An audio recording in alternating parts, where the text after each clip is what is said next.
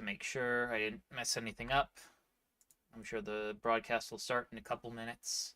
Well, not a couple minutes, like in a few seconds, because that's how it is. We're about sort of about half an hour later than we wanted to, but that's all right. And there we go. We are live. Welcome to the show, Andrew. How are you doing today? I am doing just amazing. Gonna watch Arcane, the big finale. Very exciting. It's the monster you created. Do you recognize that title from anywhere, Andrew? It's the title of Frankenstein. It is the title of the song of this episode. See, I never would have known that. Yeah. I should have guessed it though at this point. And it's one of my favorite songs. And it's also a highly thematic song to what occurs. Uh, Talked about this a couple times with relation to some of the songs, but usually the songs are like, since they're made for the show, are thematic to what's happening or talking about something similar. And this song in this episode is very much about the relationship between Vi.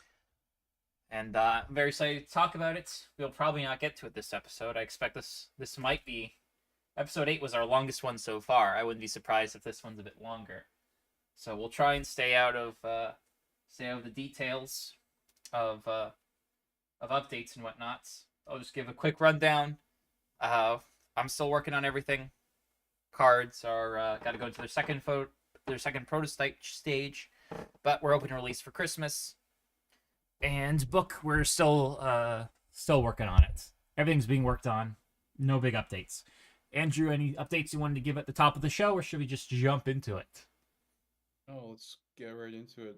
All my stuff is just in progress. All right. Then, Oh, without... I do have one thing. Go for it. If people want to learn programming, I have a C# course that's free. It's also being worked on, but you can actually start watching it. What's out there? A few lessons are out there. Oh, but Andrew, Anyway, what if I don't know anything about programming? Is this course still good for me? this course is specifically designed for people with no programming experience. Oh, wow. That's the exact level of experience I have. Well, you're in luck. Ethically sourced. What are you waiting for? What are you waiting for? What are you waiting Order for? Grab the now. course. Order now and you'll get the course absolutely free. Also, make sure you grab the course before your experience level changes. But wait, there's more. If you get this course for free, I'll throw in a second copy of this course absolutely free. Order now. All right.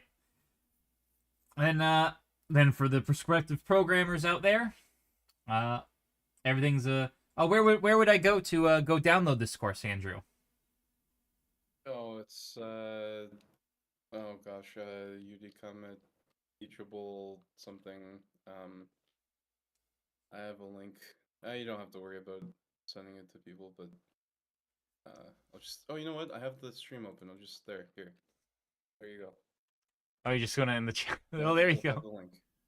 Wonderful. So, if you want to learn some programming, head on over to the I can't find my broadcaster now. There it is.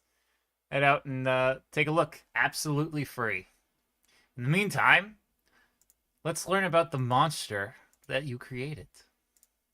Yes. It's been so long since I've seen this episode. Very excited. And we've already run into technical difficulties. I keep hitting the play button, but nothing's happening. Oh, it's playing for me. Wow. Oh, it keeps reverting. It keeps restarting. Here, just open a new party thing. What if That I seems just to always fix it.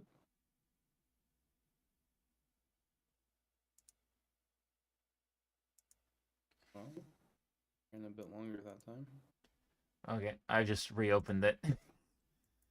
Okay. Sir party. Hopefully, no one jumps in and takes control of our stuff. Indeed. but should all be Dead good. lad. Jace is sad. Here, first time. All right, there we go. Sent a new one to you.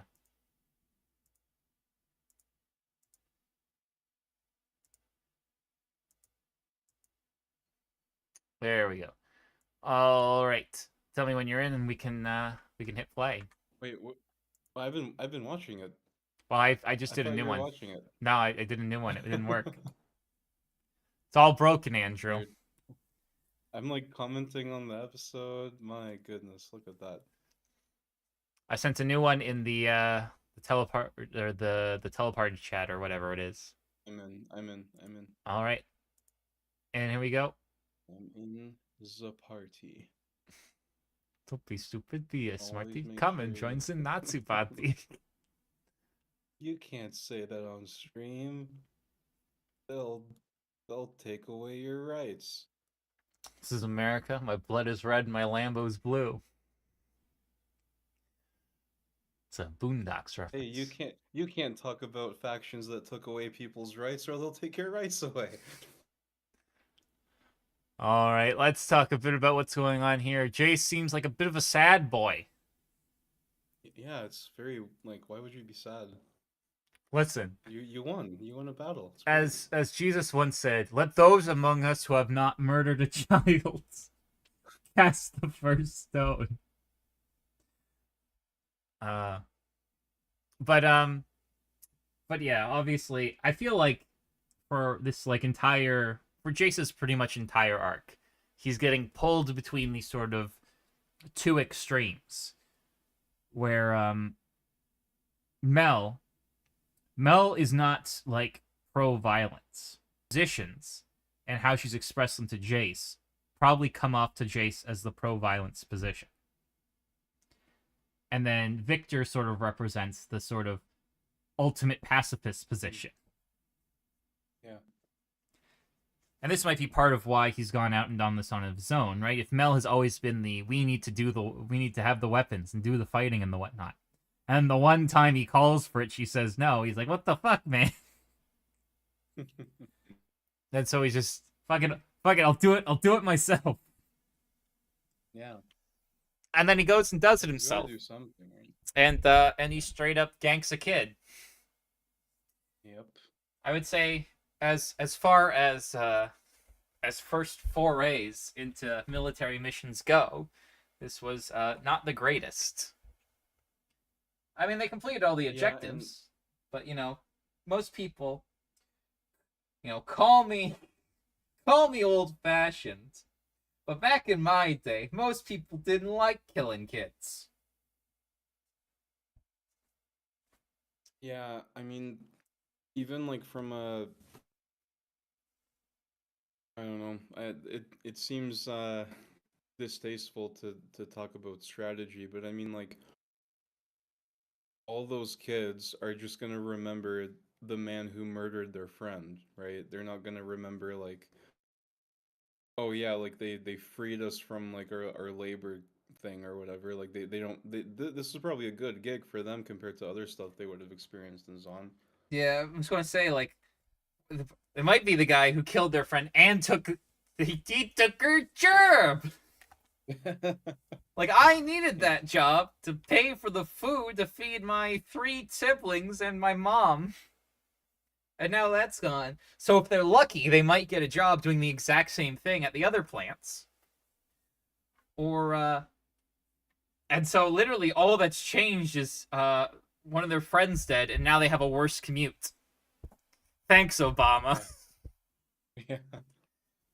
Right, and as well, the other thing I was thinking about is I think this is going to be the first time Jace has ever actually had to like come face to face with the realities of Zon, because he's just in Piltover the entire time. Right? It's True, yeah. like every time he wants something done, he tells someone else to go do it. This is Vi's entire point when she's talking to him. Like, you just order stuff and don't think about the effects of what happens as a result. Right? If this had been the other way around, if Marcus was still here, how Jace would have dealt with this is he would have said, Marcus, go raid their distributaries. And we've just let him deal with it. he has to go do it himself because there's no one else to do it. Yeah, but he's also at a point where he's like, I'm gonna do it myself no matter what. Yeah, but now he has to actually face the things he's doing, as opposed to just doing it from a work from like a desk somewhere. Right? It's the what's it? It's the I can't remember if it's Stalin or Mao. One death is a tragedy. A million deaths is a statistic.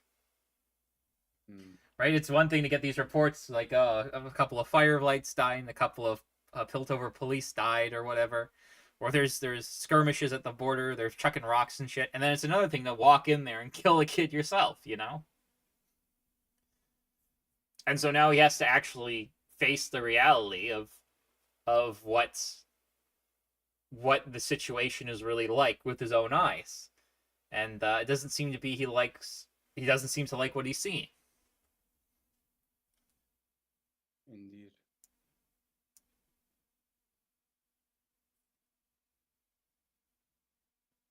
Yeah, I hate Vi's comment here. Like, you killed the kid, but it's still the kid. It's the kid's fault. He knew that it was dangerous. Like, well, think about this from Vi's perspective. She was that kid, right? She grew up in the same position as the kid, and she was the one who had to take responsibility for like all the shit she did. She signed up for it. Right? Like, it's obviously an alien position to Jace. But Vi's not going to see the difference because she's never been in a position to recognize any sort of difference from these perspectives. Right? From her perspective, she also knows that like from her perspective, Silco is like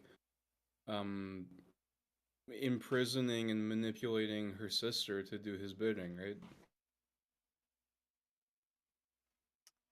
Yeah, but there's probably you don't see family the same way you sort of do other people. You give people you care about a lot more leeway than you would give either a stranger or yourself a lot of the time. Right? Mm-hmm. So there's like a sort of emotional investment that makes it a bit different. Like, I'm pretty sure she wouldn't say the same thing about Savika, right? Yeah. And there's someone in a similar situation. Savika was one of Vander, and then she was upset with him. More like V wasn't upset with Vander. V isn't, or Jinx isn't upset with him. Jinx doesn't have like a real vendetta sort of thing to like justify your actions as much. But yeah, I think probably she just give her more leeway because she's her sister. And she wouldn't really extend that to anyone else. And I don't think that's like unusual for a person to do. Fair enough. Yeah. Right? Because Vi is probably looking at this kid, and she's coming to like this, like, this was me. This was me when you put me in prison. Right? Yeah. Like, it seems a bit silly, like, and seems a bit unfair, right? Like, I'm getting these consequences, and like, he's actually doing something kind of shitty, and he's not, and like, now you're upset because, right? And as well, there's sort of like this overarching of what life is like in Zon, because she's going to make this point in a second, like, because of how everything works, there's tons of kids that are dying every day, and no one gives a shit. Why are we suddenly now giving a shit here? Like, what is the difference between this life and all the other ones that are being lost constantly? Yeah, and that goes back to your quote about like the statistic. Right. Like, now that he sees it, that's what he saw, that's what matters to him. Right? Yes. Like, Vi's interpretation of this is going to be like, you just care because you had to be the one to do it. This isn't you making a good moral stand. This is just you being a coward. Right? You're going to go back and do nothing. And as a result, like 100 kids are going to die. Literally, you're killing more kids by doing nothing. And the only reason you're doing nothing is because you don't want to be the one to do it. There's actually a quote in Jujutsu Kaisen that's kind of like this, where they're trying to catch Gojiro, and they make the distinction that he's willing to accept people killed by evil spirits as a reasonable sacrifice, but not people killed by Gojo as a reasonable sacrifice. And it's ultimately why he loses that fight. Because he he has the opportunity. He could have won if he was willing to sacrifice all the lives of the innocent people around him. But he's not willing to do it himself. Right? It's the same sort of moral dilemma. Unironically, you know what this is, Andrew? This is the trolley problem. This is unironically the trolley problem.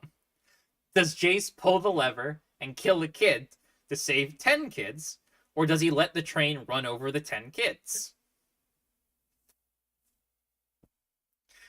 And V is clearly on pull the lever, and Jace is on don't pull the lever. And what's interesting, because most people get the trolley problem wrong, the trolley problem isn't interesting because which position's better.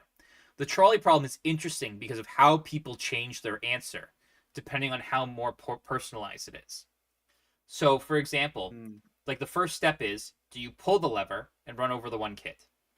And then some section will say no, and some section will say yes. Then you take that yes section, and then you ask them the same sort of question, but you tweak it slightly.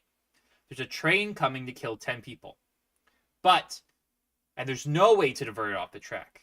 But there's a really fat guy in front of you. And if you push him off the bridge in front of the train, and the train hits him, it'll kill him, but it won't kill the 10 kids because it will slow down from the impact of hitting the fat person. And when you ask it that way, right, it's the same utilitarian moral dilemma, but now you have to push someone off a ledge. And the people who said yes a second ago, some section of them will now say no. Right? It's the same problem, but now that they're more directly involved, they feel less comfortable and they'll say no. And this keeps going until you get to the mad doctor problem, which is essentially the trolley problem, but reframed differently. And the mad doctor problem is, there's this doctor, and he has this perfectly healthy patient, but he has 10 other patients who are sick and all need a transplant. So one's missing a heart, one's missing a lung, one's missing a kidney. Should the doctor kill his healthy patient, harvest the organs, and use those to save his 10 other patients? And no one says yes to this question. And if they do, you can then go the next step where this is someone you care about. Should he kill him? And no one says yes to this. Yeah. It's the same moral dilemma, but now that you've personalized it more, people are less likely to accept it. And so this is sort of what's happening with Jace. Vi is doing the trolley problem, and he's doing the trolley problem, and they both agreed at the first trolley problem, but now it's become more personalized. And Vi's like, no, the equation here is still the same. It hasn't changed. Pull the lever. And Jace is sitting there saying, I'm not going to start chopping up innocent people to save 10 sick patients. And so that's just where they are now. And it's just, the issue is, it's just become so personalized to Jace. Whereas this sort of violence and this sort of, and death and whatnot has become, Vi is so desensitized to it that she doesn't have that personalization to it that Jace does.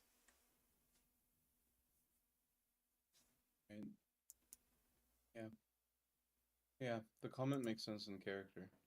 Mm-hmm. And, I think the best writing is when they're in character. Oh, absolutely. Yeah. It sounded like I was saying that she shouldn't say it, but no. Yeah, no, I get you.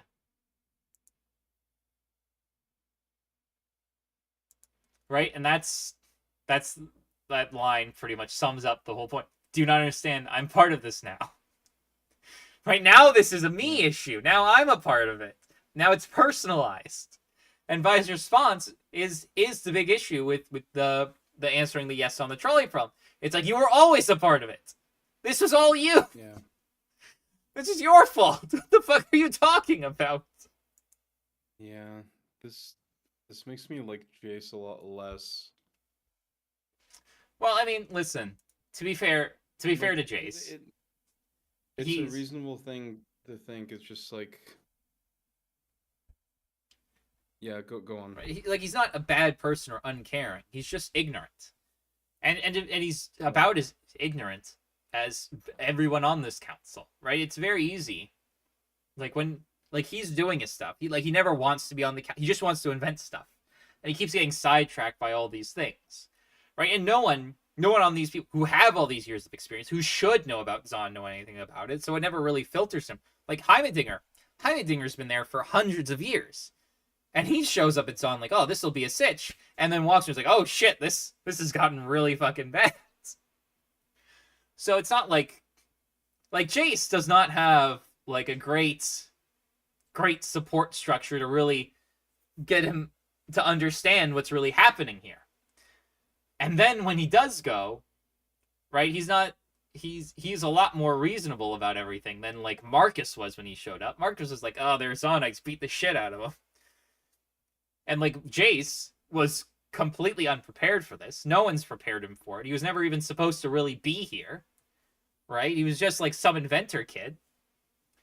And now he has to sort of deal with this, and he has no idea how to. And ultimately, his big solution is to attempt to go for peace, which I don't think is.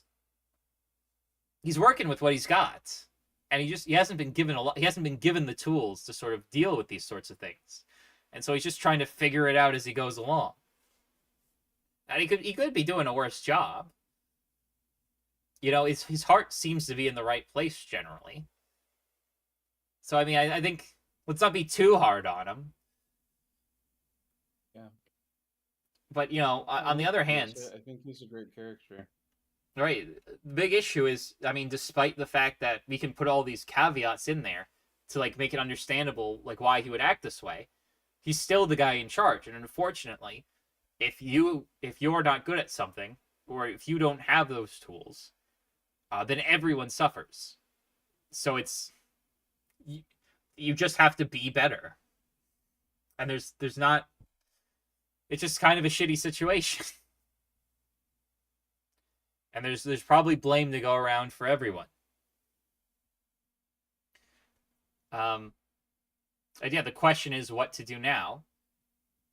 And he's come to the conclusion that he can't do this. So he has to figure out some way to do something. And ultimately it's the peace proposal. But I guess we saw how that worked out. And so I have no idea what he's going to plan. I like that scene though. Yeah. It's like the Silco talking to the Vander statue is my favorite scene of the series. Yes, it's so good. That's really good. I love remember, it's not a monologue, it's a soliloquy. Monologues have other people present, soliloquies do not. Oh, monologues have other people present? Yes. A monologue is you talking to someone, but you're the only person talking. A dialogue is you're talking to each other. So a monologue is speech. A soliloquy is a character expressing their inner thoughts out loud. And so this only happens like when no one's around. They're not talking to anyone, they're talking to themselves. Oh, okay. So it's a significant difference because you factor in how they might want to persuade someone or how they might want to appear versus what they say in the confines of their own mind, basically. Yes. A soliloquy, the only person they're talking to is themselves. So you can get manipulative. So like Frollo from Notre Dame is a good example of this, where he has a soliloquy where he's talking to himself about Esmeralda.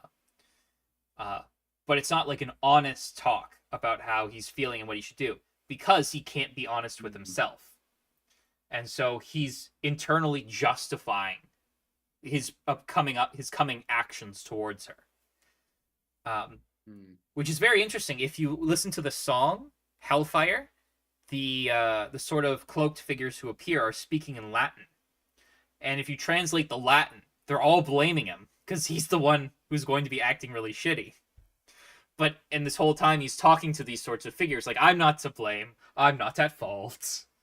It's the gypsy girl, right? And so there's this sort of interesting dichotomy. But the point of the soliloquy is that it tells you something about what's going on in the person's brain.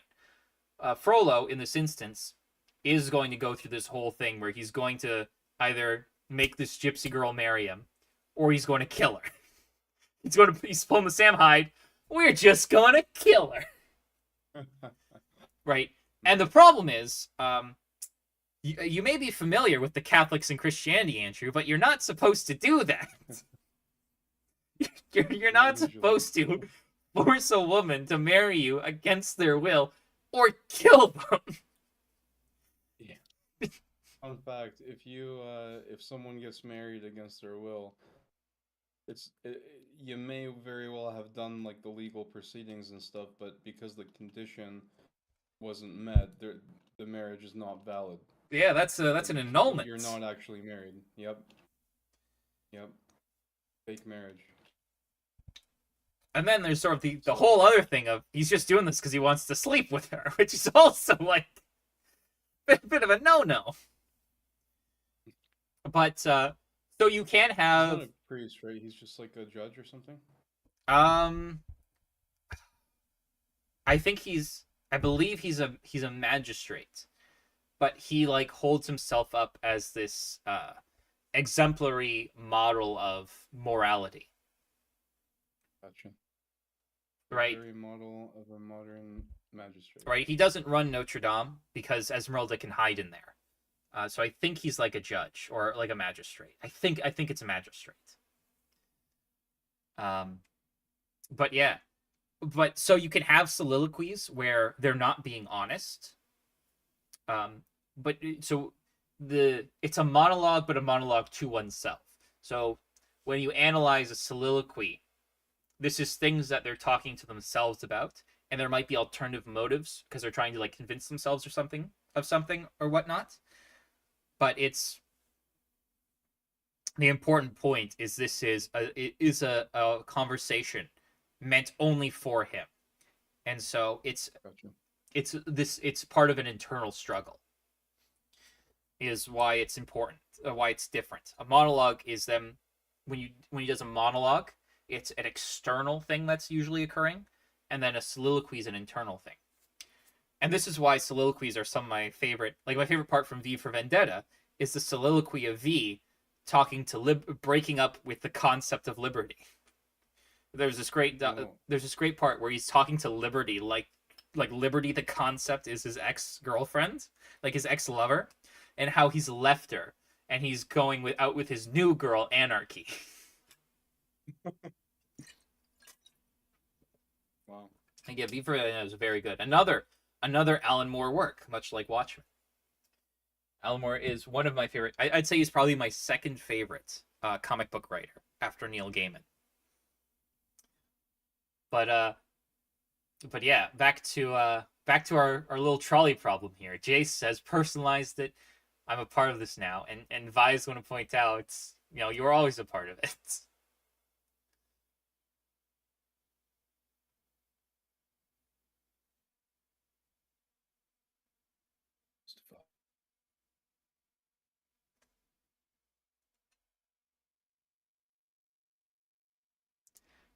And once again, like Jace, the big issue with sort of their dialogue and why nothing ever gets resolved between them is Vi will sort of launch this criticism at him, and Jace will not have a response for it. Right? This happened in the earlier scene where they're talking about you just send someone to prison, never think about what it does, and he just changes the subject. And now she's pointing out like the trolley problem. If you don't do this, you kill hundreds of more kids. And he doesn't have an answer for that. And Jace, and this is, I think, it makes sense because his character doesn't really know what he should or should not be doing in this moment, right? Or like during any of this crisis, he's like stumbling through it, trying to figure it out, and so he gets these criticisms, and they're like, yeah, they're good criticisms, and I don't know how to deal with this. But he has like sort of this internal like killing kids is wrong, right? It's violating some moral foundations. Like he has the sort of gut feeling it's wrong, and so he's not going to do it. And you can't logic someone out of a position that they didn't logic themselves into. He's like, I have a sense this is morally wrong, and I don't know the correct. I don't know why, but I know this feels wrong, and I'm not doing it anymore. And Vi obviously can't accept that because it doesn't resolve any of her issues. So now they're sort of in this conflict of what do we do now? I have to do this, and you're telling me you can't do this. Where do we go from here?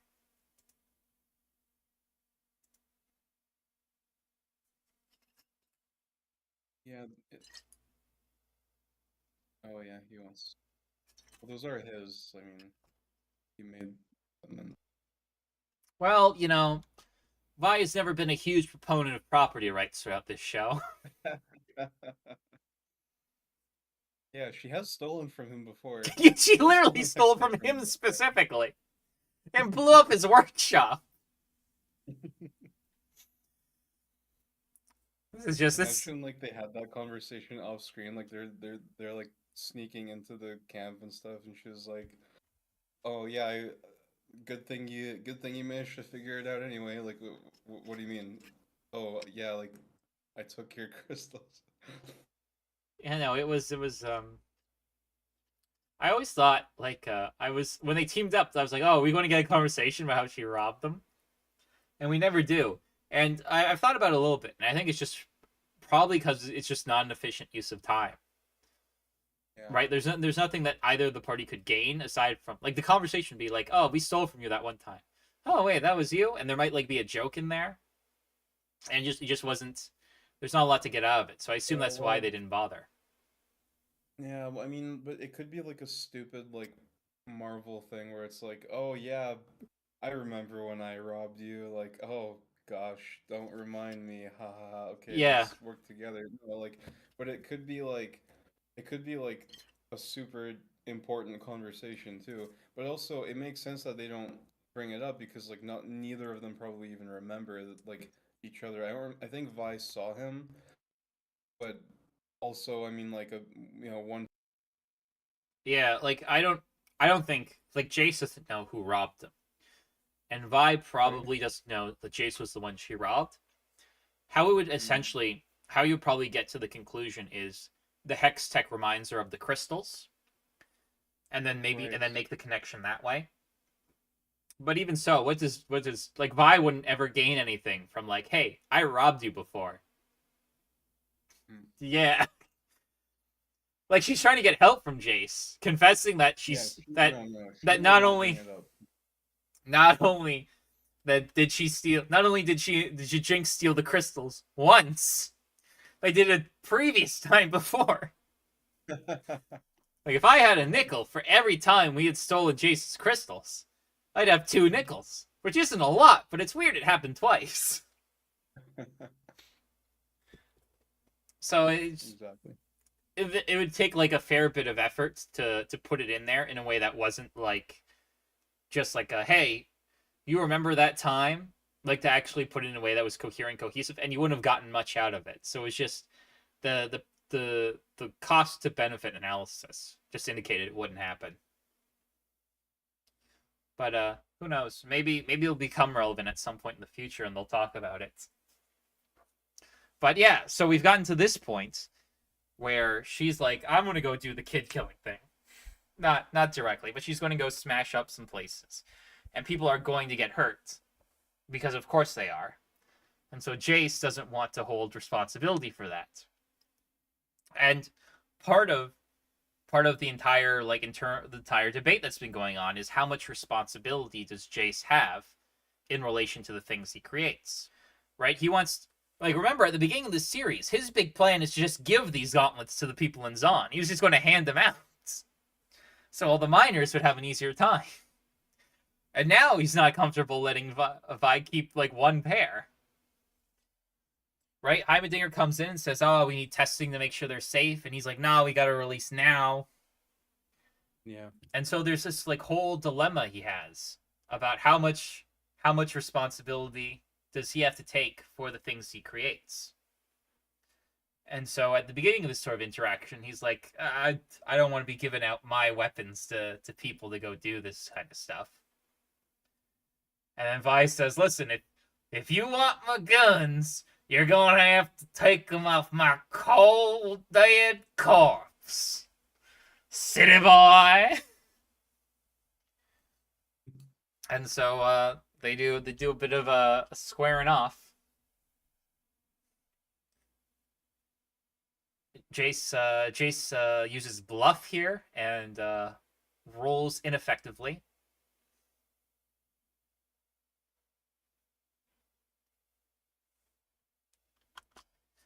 and ultimately does not decide to. To be fair, I don't think he's bluffing. I think he's genuinely considering whether or not he's going to actually fight Vi over him, and ultimately decides not to.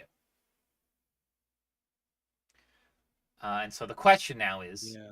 why doesn't he choose to fight Vi? I think he's I just don't think he wants to fight anybody. right. I agree. I think he's just like bloodsick now. Like he's done all this violence, and now he's seen like how horrible. He just doesn't want any more violence. Yeah. And not that this went through his head in that like 2 seconds, but I mean like, okay, let's say he succeeds and he takes them. It's like, okay, well, maybe Vi is dead, maybe not, but like, good job. You just like beat someone up, and for what? Like, well, you have your gauntlets back. Um, Yeah, it's and the then same thing. He's now hurting one person to prevent potentially her from doing other violence, but he doesn't want to kill, a kid to prevent other terrible things from happening. and Or also like, from Jace's perspective, Vi is also still kind of a kid. Like she's like how old in this scene? She's like still a teenager. is she? I don't think she is.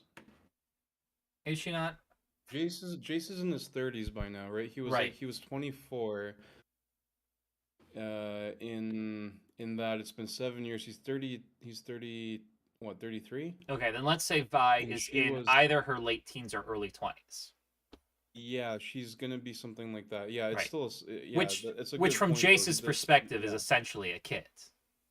yeah, Right? Like Vi is probably younger now than he was when he did all the dangerous hex tech stuff. yes, for sure. Right? So is this what he's going to kill another kid? And I think probably I'm not even sure he's thinking through it rationally. I think he's probably just thinking through it emotionally, right? Like I think everyone's had like a sort of an interaction or like a series of interactions with a person where like you're fighting and you're just tired of fighting. You're just no more fighting. I'm just sick and tired of it. I don't even care anymore. And I think this is probably where Jace's headspace is at the moment. Right? He's done this fighting now. Like he's been stressed out over this stuff for weeks at this point. And then he goes in and actually does the violence. And he kills a kid. And now what? He's got to fight another person and kill them and take all of his stuff back. And it's just too much. I'm tired. I want to go home. I want this resolved. And that's what he does. He goes home. He drafts up a peace thing. And he's like, I'm tired of this. I don't want to do this anymore. Take Zon. I don't give a fuck about it. This is your problem now, right? Vi isn't running around in Piltover with these gauntlets. She's down in Zon. It's your problem now. I'm done. I think it's just done.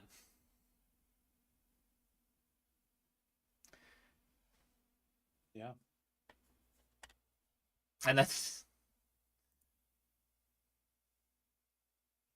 And also there's a part of it like what is she really going to do with the gauntlets?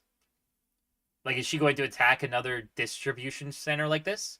She had to join up with him in the first place because of how difficult it'd be to do without his backing. She can't attack another, and she doesn't. She doesn't have the resource to do it anymore. So she does the next I best don't thing, and remember what she does. she fights Savika. That's what she does. She shows up at the bar and fights Savika. And even then, like it's not a great plan. It only works out for her because Savika like kicks everyone else out and decides to fight her one-on-one. And like she gets the Deus Ex superpower at the last possible second. Mm. So I don't want to kill this kid. Is there even any fucking benefit to me do it? Like, just going to go home. That's what he does. He goes home, and Vi is left with right, and he won't even make it alone. And like he realizes there's not much she can do. Hold on a second. Do I have a?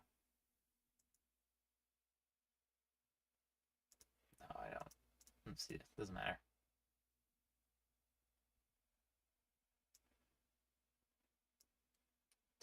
a bit. And what I do like about Jace's arc a lot is that people are he's always only doing something because someone else gives him the opportunity to do something and kind of nudges him along, right? Hmm. Um, he wants to do hex tech. That's the one thing he really wants to do. Arguably, Victor is maybe nudging him along in a certain sense, but they're working together. But Mel is pushing him. Mel's mother is pushing him. Now Vi is pushing him. Finally, he is going to make a decision that he believes is right. That is what he finally realizes. He finally understands his own moral perspective and realizes that he has to do something. And I think the choice he does make is very interesting. Yeah. And this is sort of this is why I felt like we should give him a little bit of slack on some of the decision making, because Jace is essentially pulled into this world. Jace is an inventor, like first and foremost, and that's all he really Yeah. does. And he's pulled into this world he's not familiar with and doesn't understand, and has people around him who, despite the fact that they should understand and should be doing better, don't. And so he doesn't have like a lot of good role models to sort of to work off of, which is kind of necessary when you enter any sort of field. This is this is one of Machiavelli's big points in The Prince. His The Prince, if you haven't read it, is a great. It's called a Prince. I think it's called a Prince book, and the whole point is about how you're just starting off as a noble. Here's what you need to do to make sure you're successful. And like one of his big pieces of advice is just pick someone. Pick someone and emulate them. You won't do as well, but you'll do almost as well. And that's more than enough in most cases. Pick someone great. Pick Alexander is the one he recommends. Alexander the Great. It's like just pick someone and emulate them. You won't understand a bunch of the stuff you have to do, but they did. And then by doing it, you'll come to understand why. And Jace doesn't have like a model for him to emulate, so he's stuck on his own trying to figure everything out. And so of course he's going to make a bunch of mistakes along the way. But ultimately, what I think is sort of the noble part about Chase is that despite having all the worst role models and having all the corruption and all like he's sort of Aurelian in a way, where he could just do whatever and live like this hedonistic life, doing whatever he wanted, whenever he wanted, and whatnot. But he still chooses to try and do the right thing anyway. And it's probably something admirable in that. Yeah. Yeah, totally. Man, doesn't you just diving into this just makes you really like Chase, you know? We've gotten so full circle. Running. You know, seeing this makes you lose some respect. You know what? I actually really like him. We've gone full circle. And obviously, we got Vi here, and she's just gonna do what she always does when she's run into a problem. Just gonna punch it out. Put your left fist in, you put your left fist out, you put your left fist in, and you keep doing it. Yeah. Greatest song is gone. Yeah. And now we have it's a nice entrance. Like Silco is just what the fuck happened here? And we have Savika come in, and we can see like the shimmer is affecting her. We can see it more now in like the cheek and the neck and the whatnot.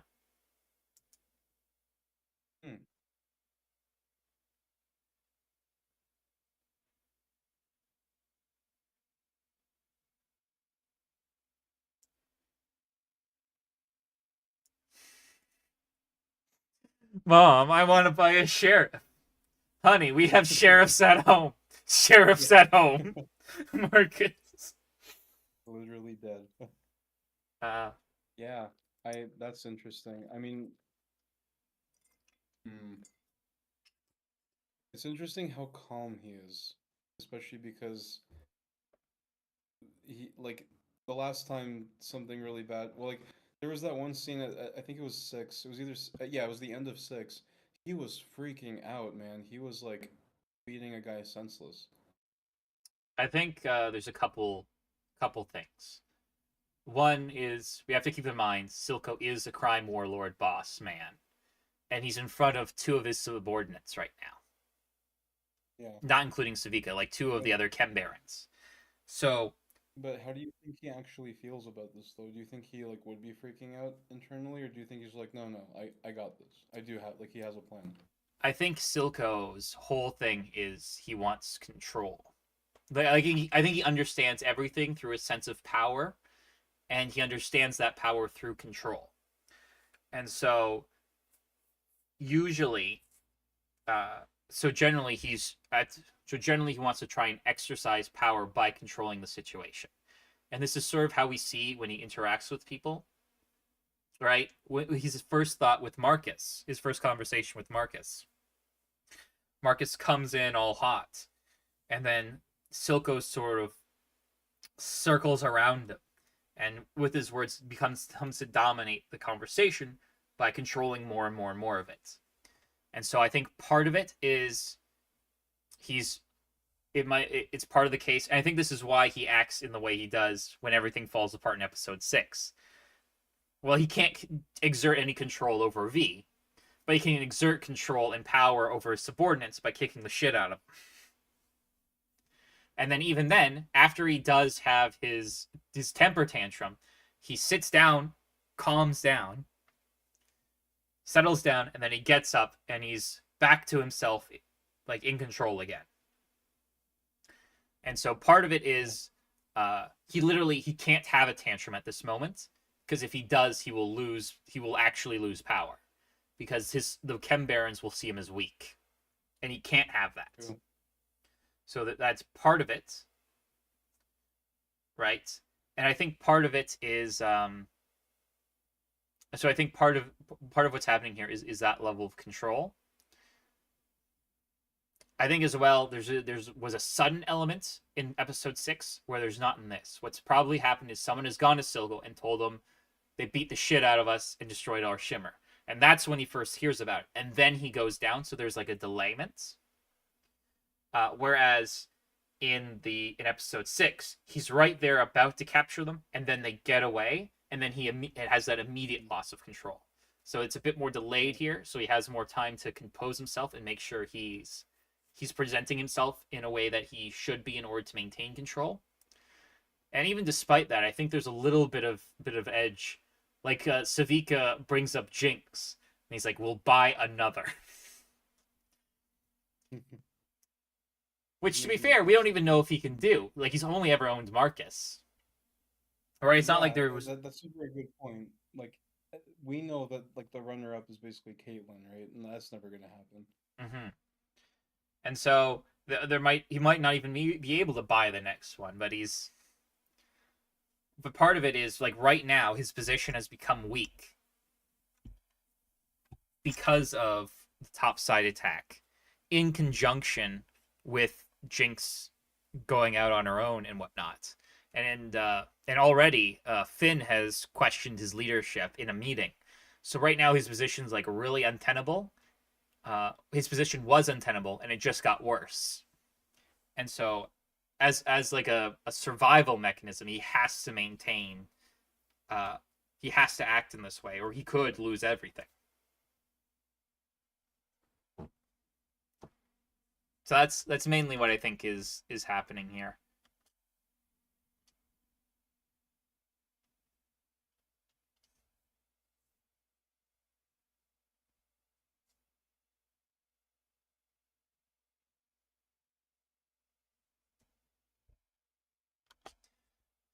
And so the big being a Chem Baron's Sorry, what was that? How do you feel about it being a Chem Baron's son? I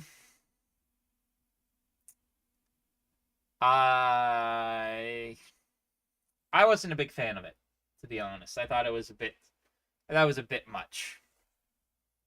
Right, like what they're trying to do is, I guess, they're trying to draw some parallel between the lady and Jinx, because obviously the Chem Baron girl cares about her son, whereas as Silco cares about his daughter. Um, and there's like some parallel, like a foil effect. But I felt like I don't know. I feel like it's a bit much. Or if you were going to do that, you should have it maybe should have been set up a little bit better. Like I can see an argument. Like you're going to learn the family business. Uh, you're going to go work with the other kids, doing the kid work to see how the sausage is made, the shimmer sausage is made. But I also feel like because it's a chem baron, like generally with these sorts of organizations and societies, there is a emphasis placed on sort of perception and your place in society. Like, think about it this way: there's about two ways to look at it. If like an actual noble society or or like a criminal society, and in both, I don't think the head honcho would ever put their child in charge of actual production. Right? Like if you're an actual noble from the medieval ages, the lord is not going to actually put you in the mines. Like you might go down to the mines, you might look around and see how it all works so you understand. But I don't think you would ever give the kid I don't think a noble would ever give their kid the pickaxe because it sort of lowers the perception of them as sort of this sort of grunt worker. And similarly, Yeah. if you're in like a crime family, you'll get into the family business, but typically you're not. It won't be in like the drone position. Yeah, you'll it'll be be part of like some organization. Like I would bet if I like looked at like El Chapo's nephews or their or his I don't know if he has a son or not, but like his family members who he's brought in as kids, I doubt they were in like the cocaine fields or whatever, like yeah. doing the dangerous work to make the stuff.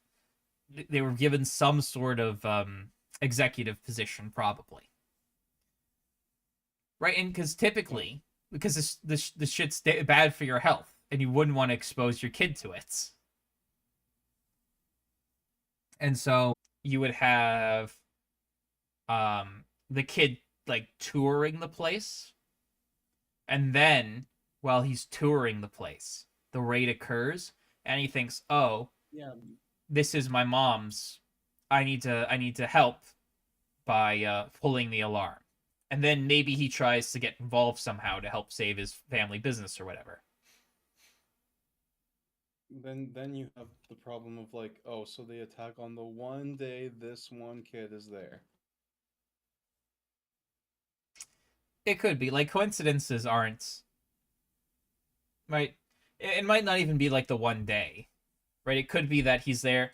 Here's one thing: he could be there watching an executive role, and he's just there for a while to learn the ropes, right? So he's just in an office somewhere with someone, and then he takes because it's his mom's, right, and he's part of this family. He tries to do what he can to help, and he gets caught in the crossfire.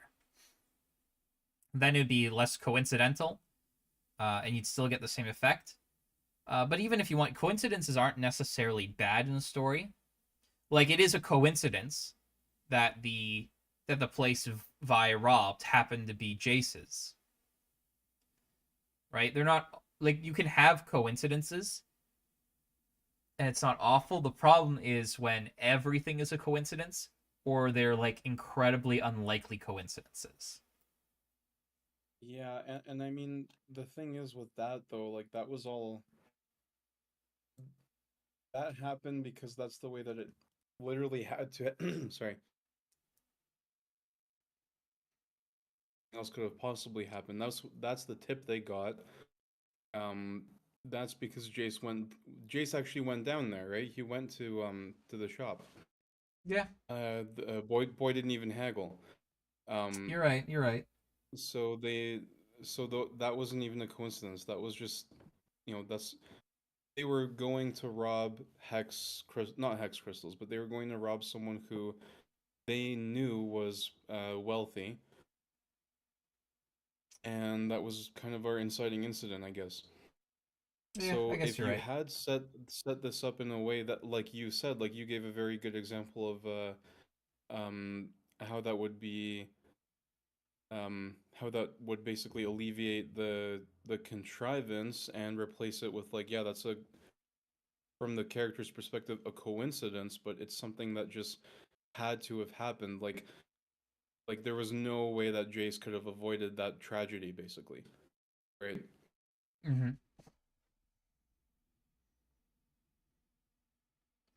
Yeah, there. You could have done it.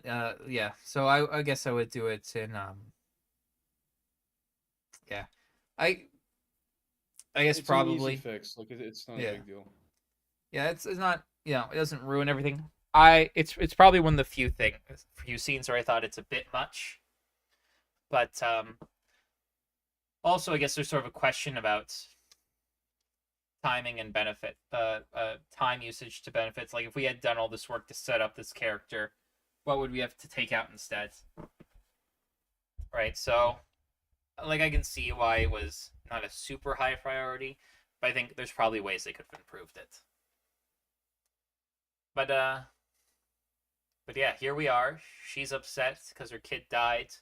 Finn Finn wants the money, and Savika uh is all it does not like Jinx, and neither does the other Chem Barons apparently, because she's Indeed. acting a fool a little bit. Yeah. But part of it, because you gotta keep in mind, Silco and the Chem Barons do not have the same objectives, and this is part of his. This is, I mean, honestly, this is his fault, and part of his some of the poor decisions he made as the leader of the underground. He's the allies he has cultivated up to this point are selfish and are interested primarily and basically exclusively in lining their pockets, whereas he wants Zahn, as does Savika, right? Yeah. For Savika and Silco are revolutionaries. Finn is a criminal, and there's some overlap between those two things, but they're not fundamentally the same. And Silco has chosen, and what reasons we don't know. Like I assume there's like a lot of practical considerations, right? He needed support, and this is where he could get support, but he's allied himself with people that don't share his objectives, and that causes Yeah. a lot of the friction, right? From Finn's perspective, getting rid of Silco makes sense, right? All of us are trying to do this one thing, and Silco's getting in the way of that, trying to do this other thing that we don't care about, right? He's forcing his morals and ethicals views and his dreams on us. Like literally anyone else might be better in the role. But and yeah, this is sort of coming. And then on top of that, now he has this thing with Jinx, where he loves Jinx and he cares about Jinx, but Jinx is fucking everything up for everyone else. So yeah, we'll have to. I guess we'll see how that ends in this episode to fair degree.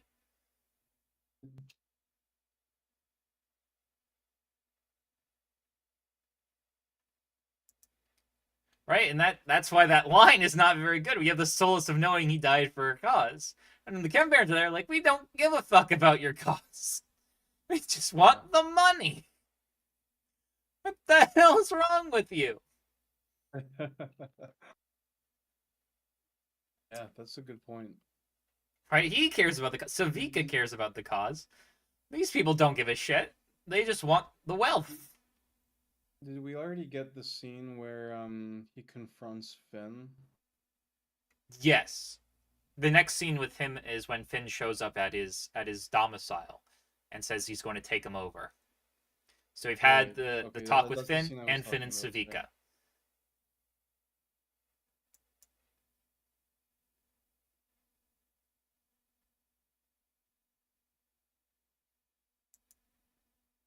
Right, and the subtext of the line I think is pretty clear. It's he died fighting for the cause as opposed to a petty dispute. What he's The Mm. overtext is, he died fighting for a good cause. He will be missed. We're very sorry. And the subtext is, don't fucking try anything with me, or I'll fucking kill you. Yeah. Yes, exactly. Right? And I think, and she probably realizes that, and It that's is why getting a he's. little tight for Silco. Hmm. Definitely getting a little tight for him. Which I didn't realize, to be honest. I went through this whole show thinking like, yeah, Silco's got this. Like he's gonna, he's gonna pull through.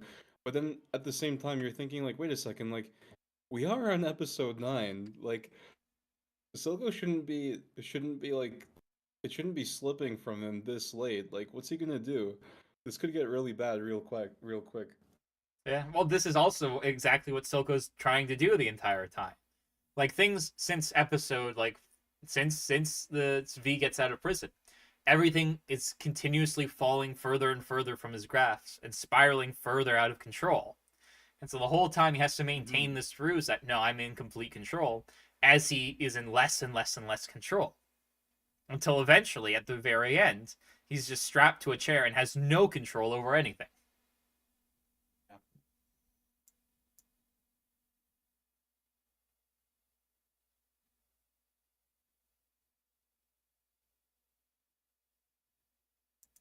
And we sort of have a bit of a repeat of with Chase. You want to talk about the cause. Where's Jinx? Help her with the body. No answer. Hmm. Because fundamentally, Silco knows if it was the other way around, he'd fucking kill her. Right? Like, as Yeah. soon as he found out, like, as soon as Jinx disappeared, he didn't even know Jinx is dead. He goes for Singed with the knife. It's like, I'll fucking kill you, dude. And Singed is like, I saved her. I saved her. She's alive. And that's the only reason he walks out of there fine. So fundamentally, if he was in the Chem Lady's position, he'd fucking kill him. He would kill if he was the Chem Baron lady. He would kill Silco. He would kill himself. So he doesn't have an answer for this. Because if it was him, the answer would be, yeah, kill me.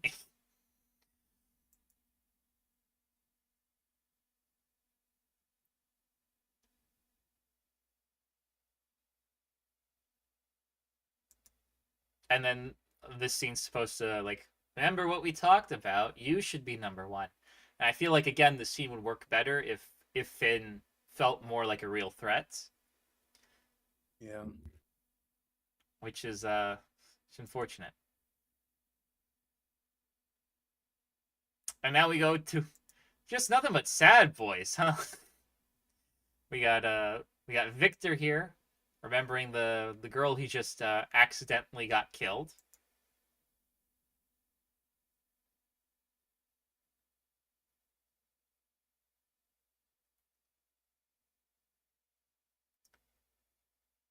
Victor's so cool, man.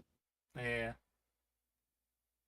And now he's essentially in the same position both Silco and Jace are in. Like, what the fuck do I do now? Absolutely. I was about to say that he just like wait, is his hand fricked too? Yeah, his Yeah, hand is all fricked.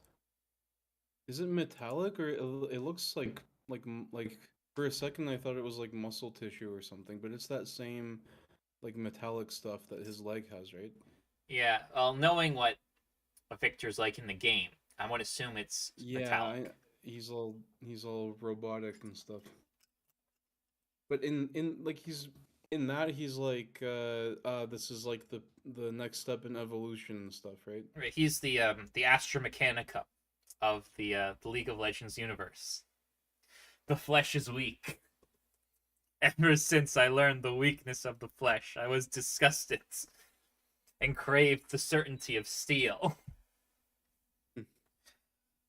Good old Mechanicus. But yeah, there are, and this is part of why, this is part of what I think makes really good storytelling, and why we were talking about this earlier. Why games like Disco Elysium and Planescape Torment are so good, because it's very easy in like a lot of, you can just like, this is bad guy and this is good guy, and then the next step is this is a bad guy but he's an understandable bad guy, and this is good guy but he's a morally complex good guy. And then what I think is sort of the ultimate stage, the stage past that, is when you get to, I'm not sure what a good guy would do in this scenario. There is no Mm. good guy option. There's just a bunch of options that are good and bad in different ways. And so now, like that's a difficult question. Like what do you do now when you have all these options that all come with these different benefits and drawbacks? Suddenly you get into really complicated and difficult moral questions that you're confronted with and have to answer. And by answering them, you learn stuff about yourself that because you just hadn't considered moral quandaries like these before, right? So on like Jace giving up on the fighting, was this a good decision? Right? Like he's as a result, he's not going to directly kill any kids anymore. And maybe he by having this sort of peaceful option potentially reduces the overall violence. But on the other hand, all these people in Zon are just going to be stuck under Silco under this really shitty system. Was this the good decision? Or maybe he goes and he fights and tons of innocent people get killed in the crossfire. But at the end of it, everyone comes out in like a bit of a better system where they're not taking advantage of it and exploit and they get help. But all these innocent people died along the way. Is this the good decision? You know? It's Victor, right? He's accidentally killed someone, right? So maybe to prevent that from happening again, he doesn't pursue the technology anymore. It seems dangerous. It seems bad. Maybe you should stop looking into it. Is this the good decision? There's no risk anymore. But now he's going to die. There's nothing that's going to stop that now. And all the good he would have done if he was alive is now forgone. And we didn't learn anything about this new thing he's created. Right? Or maybe he should pursue it but be like more careful. Right? Put it in like a what's the term?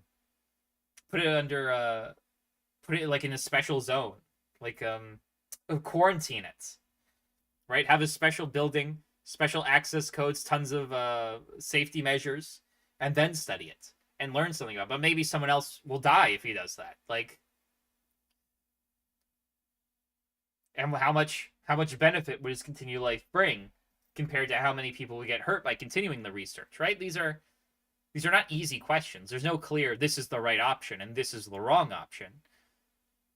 There are options that are good and bad, but in different ways. And I think those are the sort of most interesting kinds of stories.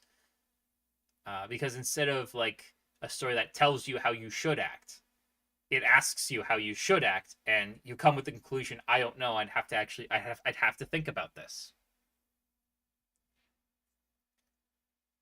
What do you think, Andrew?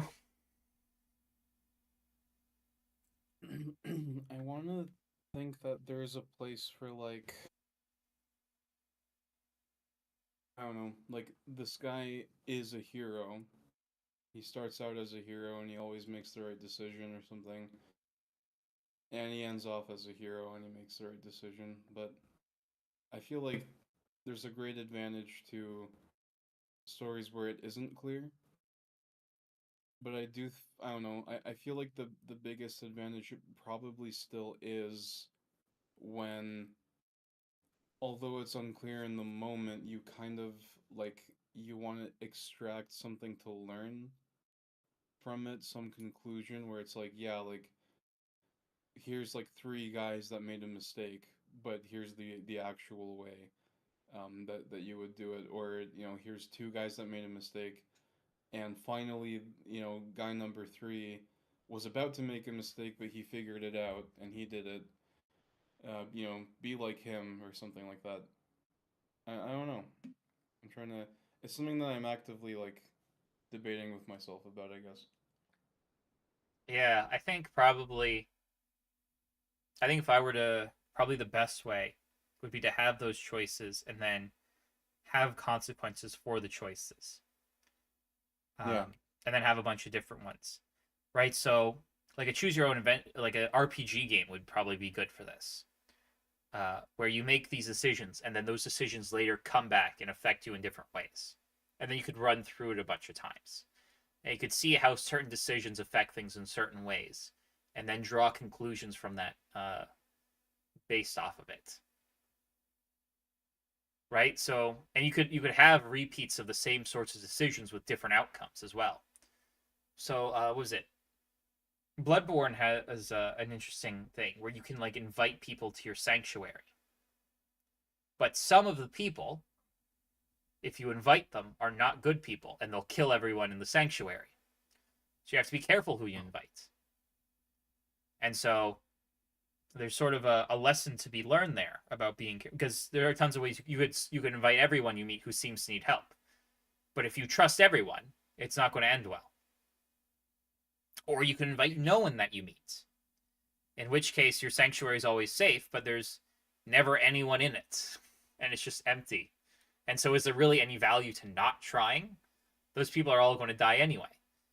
So there's a lesson in there about like trying, but being careful who you trust.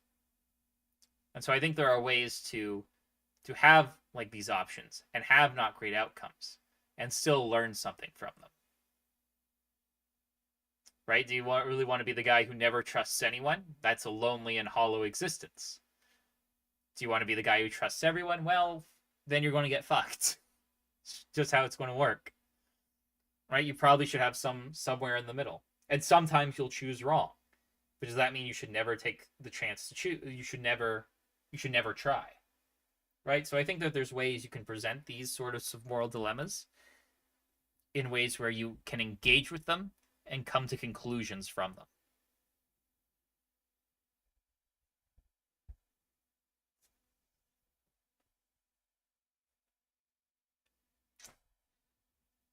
But Yeah.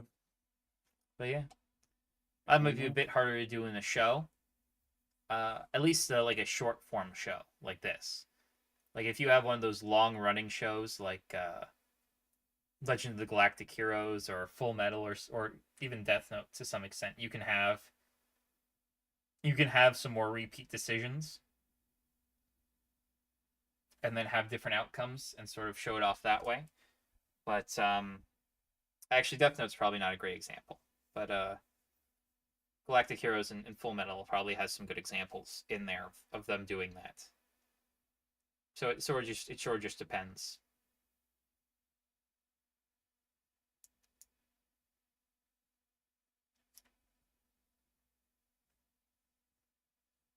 Oh no, here's the notes app. Oh man, poor Victor. This is what happens when you go on the Sigma male grind set, Victor. It's true. He was like, man, the one girl that liked me, I freaking killed her. Yeah. And this is also my actual criticism of the Sigma male grind set. As hilarious as a meme as it is, it's a pretty lonely way to go about things. To sort of just abandon all sort of social interaction and care about it and focus solely on work. I won't claim there's like no benefits to it. It seems like an unbalanced life.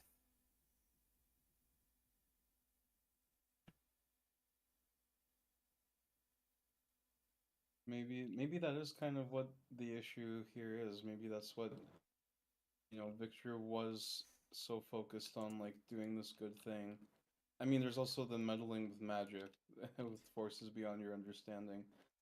Yeah, but I think you're right. There's something to be said Yeah. about how he just got more and more secluded and closed off. Yeah. Like Jace didn't know what he was doing. Heimerdinger had no clue. Even Sky, she walks in. If he had told her like, "Hey, don't come in here during these times or whatever, because I'm doing like this dangerous experiment," she'd still be alive. So Well, I mean, that was never. I don't think they even like had a chance to talk, and I think she just had like a kind of somewhat distant crush on him. I guess like they probably seem to didn't work even get a together. chance She to has like talk the about keys to that. everything, right? And she's always Sure, saying but like goodnight to him. we never see them like, yeah, but we never see them actually like talking like beyond that, right? Like Yeah, but that's also kind of She my probably point. didn't He even should know have a spent thing more about what time he's talking doing. to her. Yeah, exactly. Yeah, no, I agree. Right? And I'm saying if he had let her in more, she'd probably still be alive. Yeah. But now we get Mel's mom. Do we actually know Mel's mom's name? Because I've just I don't think so. Let me Google it. uh, Mel's mom alliterates, so it's going to be easier to remember than whatever her actual name is. Let's let's check. I've never heard that. I don't think that was ever said in the show. It wouldn't surprise It's a me cool if it name though. wasn't. 'Cause I think even Jace calls her Mel's mom. Says you're Mel's mom. That's what he would call her though. Yeah. Mother-in-law. What is Mel's mom name in Arcane? Just shows up immediately. How Ambessa. do people know this? Ambessa Medarda. Yeah, like I said, just Google it. Yeah. Said what it was.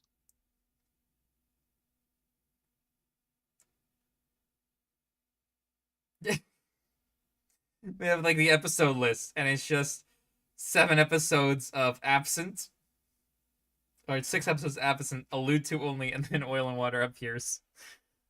But yeah, now we're gonna have the Mel and Mom scene. Let's take a look.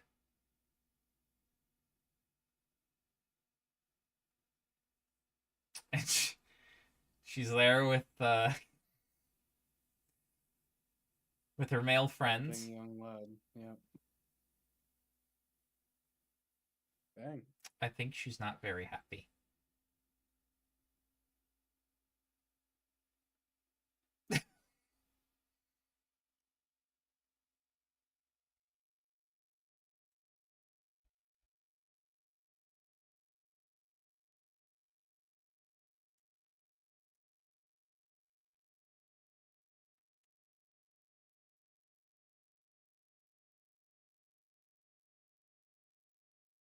Mel herself can't be like all that young either. Like she's got to be at least like probably like mid-30s as well.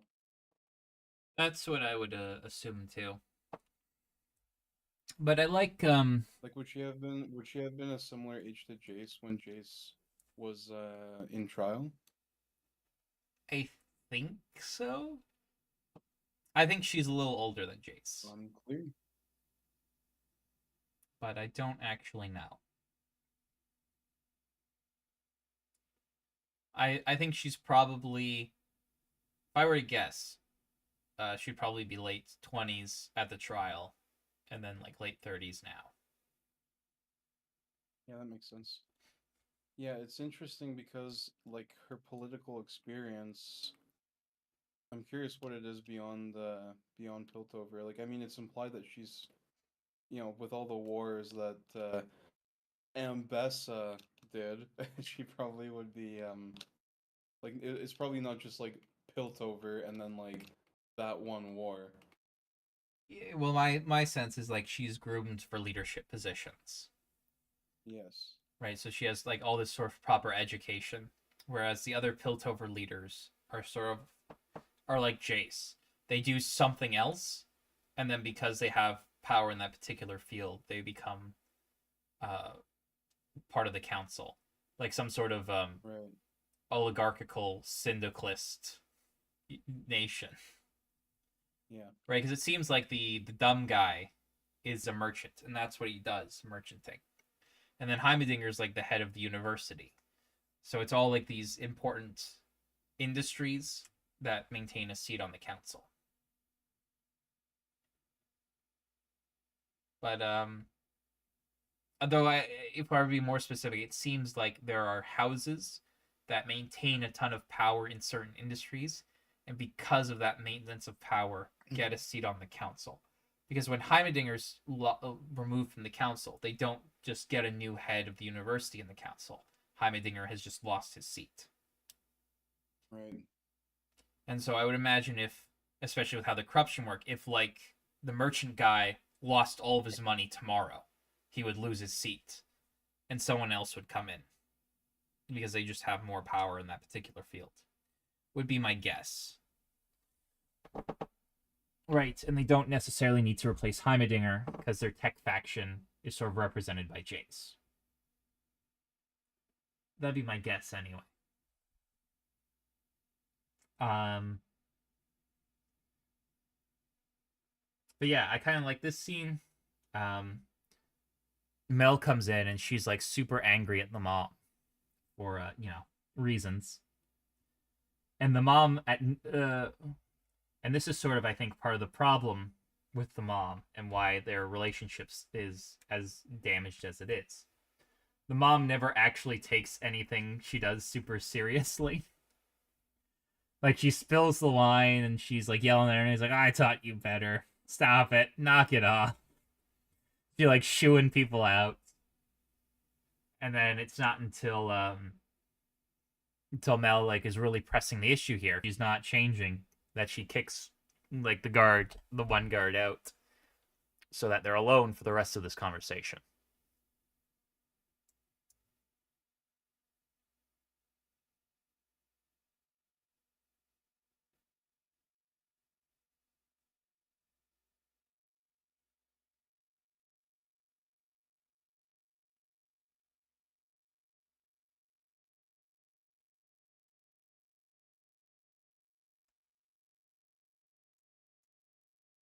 And there's also an interesting dynamic in how the characters are situated.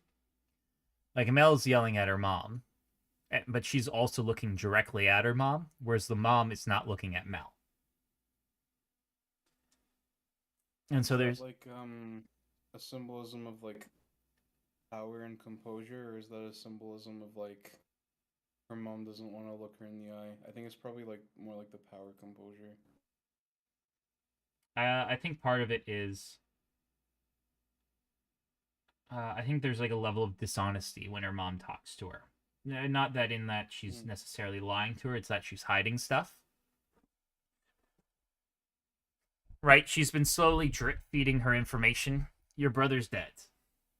We don't know any of the context. Now we're getting told that, well, actually, we're going to war with this guy. And we still don't know what actually caused this war entirely. And then all this is sort of her mom as well. On top of that, her mom's trying to hide her emotions and her care for Mel, assuming we believe her upcoming speech about how she had to send her away because she couldn't bear anything to happen to her. She wants that hex tech, and so there's this sort of idea of welcoming her back into the family so she can get it. I think at this point, either interpretation's valid. But I think mainly it's because the mom's going to have some difficulty looking at her in the eye because she's not being straightforward and honest with her. That's what I think anyway.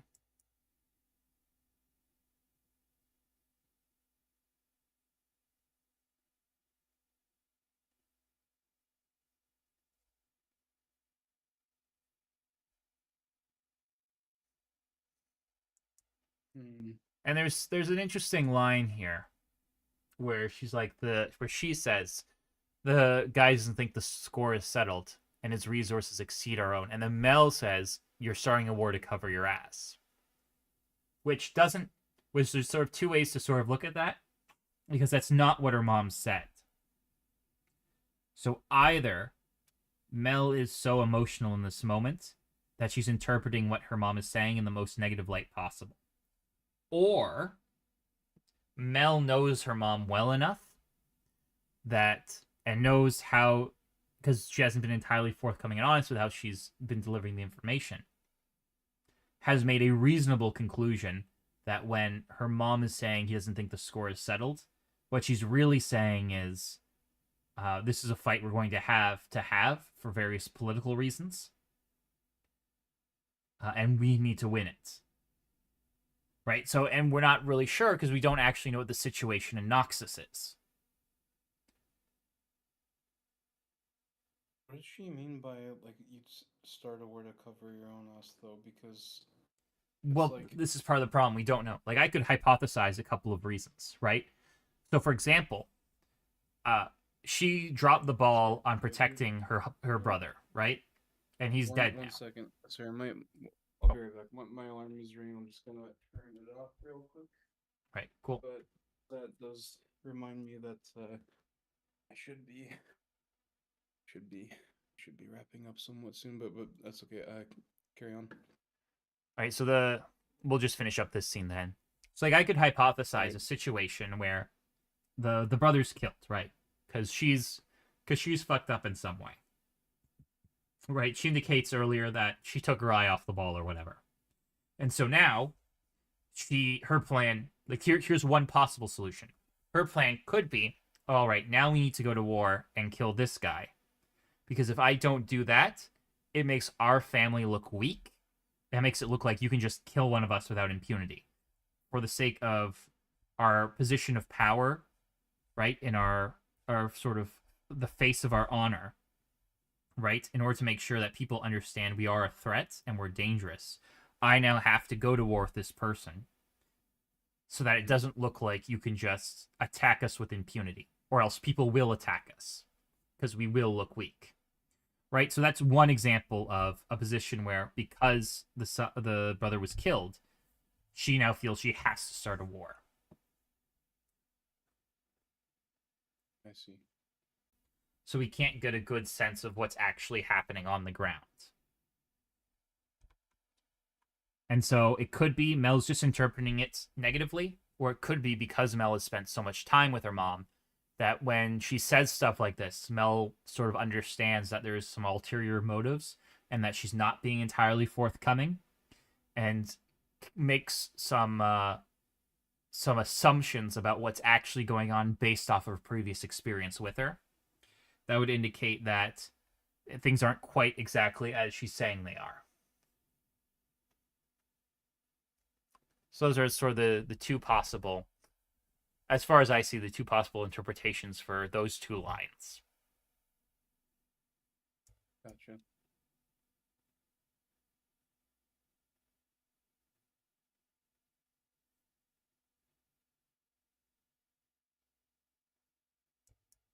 And part of the reason I think this is like an honest, or at least she believes this is an honest feeling, is because this is when she turns to actually look at her, which indicates to me that this is probably not the. This is probably an honest explanation of why things are the way they are. That is interesting, yeah, because she is now changed to standing and looking directly at her. Mm-hmm. And as well, the choice in having Mel down here and the mom up here is this is the going to be the part of the conversation where Mel's mom is the most convincing.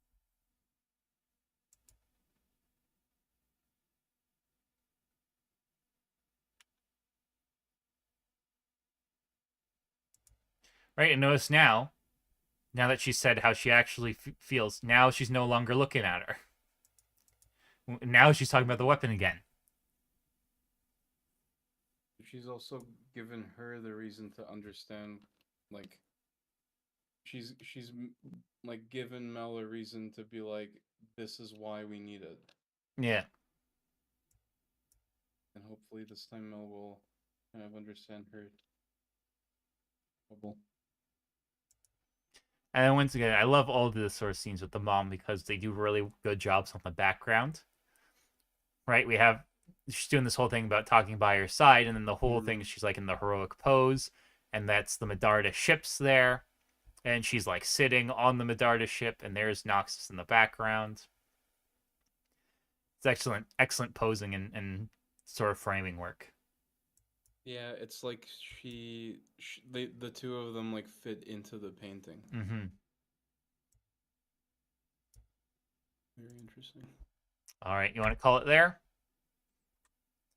Yeah, it's probably a good time for me to wrap up. I think this next scene is Victor being sad, and I always like my scenes with Victor being sad.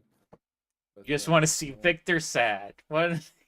yeah, I just like I love seeing him weep. I just listen. I don't have to tell you. I just hate the cripples. I don't think there's so much better than.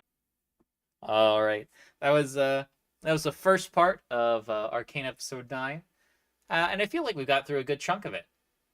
What did we do? We had like 8 minutes. There's like 32, so that's what, like 3 more episodes maybe.